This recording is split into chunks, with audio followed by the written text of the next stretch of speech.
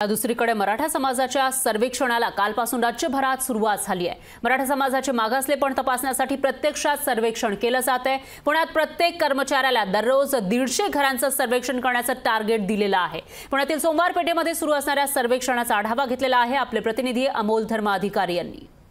कालपासून राज्यामध्ये मराठा समाजाच्या सर्वेक्षणाला सुरुवात झालेली आहे। पुण्यामध्ये देखील आता याची सुरुवात झालेली आहे। आता आपण पुण्यातील सोमवार पेठ भागामध्ये आहोत आणि इथे महानगरपालिकेचे कर्मचारी जे प्रगणक आहेत त्यांच्याकडून मराठा समाजाचं सर्वेक्षण आहे ते घरोघरी केलं जाते। नेमकं कसं हे सर्वेक्षण केलं जाते, एका कुटुंबासाठी किती वेळ लागतोय आणि नेमकी काय काय माहिती यामध्ये द्यावी लागते हे आपण जाणून घेणार आहोत।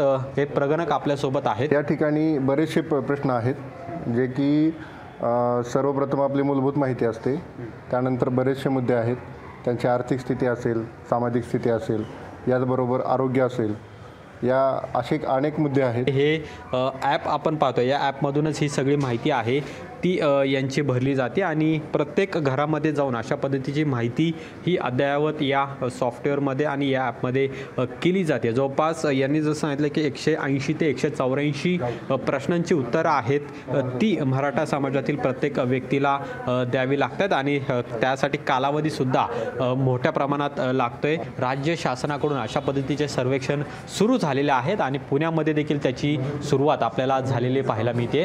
पण कायद्याच्या कचाट्यामध्ये टिकणारं आरक्षण हे मराठा समाजाला यातून मिळेल का हे सुद्धा पाहणं महत्त्वाचं आहे। कॅमेरामन सचिनचा अमोल धर्माधिकारी, लोकशाही मराठी, पुणे। लोकशाही मराठी, ऐका, पहा, जागरूक रहा।